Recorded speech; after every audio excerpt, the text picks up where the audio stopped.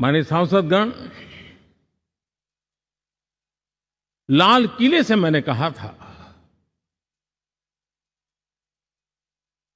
यही समय है, सही समय है।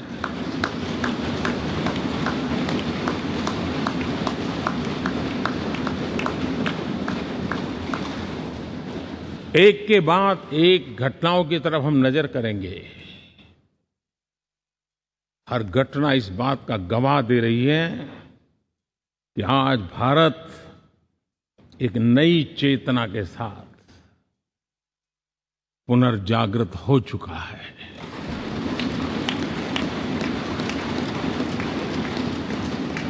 भारत नई ऊर्जा से भर चुका है और यही चेतना, यही ऊर्जा इस देश के कोटि कोटि जनों के सपनों को संकल्प में परिवर्तित कर सकती है और संकल्प को परिश्रम की पराकाष्ठा कर करके सिद्धि तक पहुंचा सकती है। ये हम देख सकते हैं।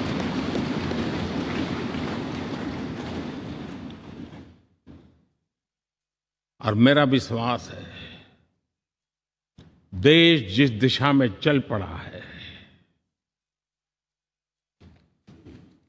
इच्छित परिणाम अवश्य प्राप्त होंगे।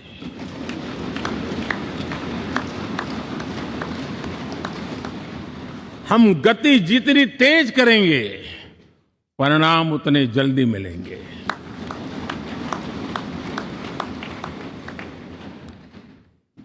आज भारत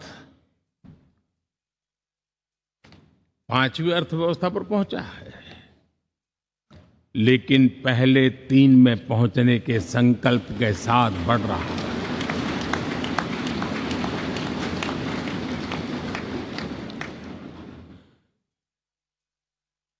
और मैं जिस स्थान पर बैठा हूं, जो जानकारियां प्राप्त होती है, उसके आधार पर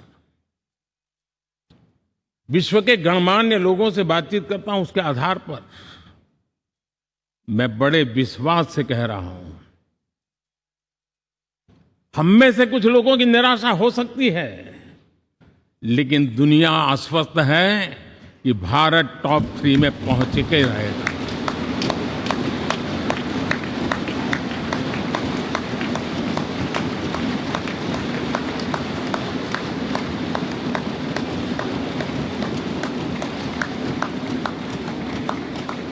भारत का बैंकिंग सेक्टर आज अपनी मजबूती के कारण से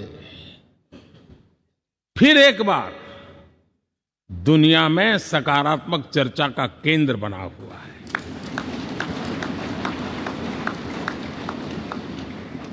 भारत का गवर्नेंस का मॉडल, यूपीआई, डिजिटल स्टैक, मैं इस G20 में भी देख रहा था, मैंने बाली में भी देखा। टेक्नोलॉजी की दुनिया को लेकर के भारत का नौजवान जिस प्रकार से आगे बढ़ रहा है, पूरे विश्व के लिए कौतुक भी है, आकर्षण भी है और स्वीकृति भी है।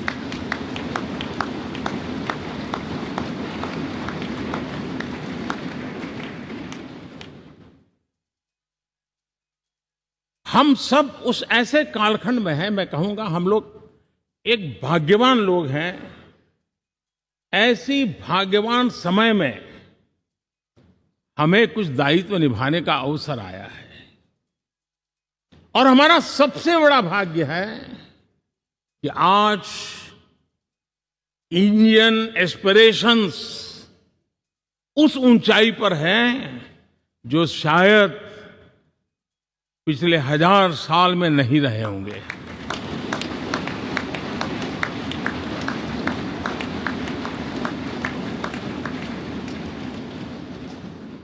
गुलामी के जंजीरों ने उसके एस्पिरेशंस को दबोच के रखा था। उसकी भावनाओं को तहस नहस कर दिया था। आजाद भारत में अपने सपने संजो रहा था, चुनौतियों से जूझ रहा था। लेकिन मिलकर के आज जहां पहुंचे हैं, अब वहां वो रुकना नहीं चाहता है। वो एस्पिरेशनल सोसाइटी के साथ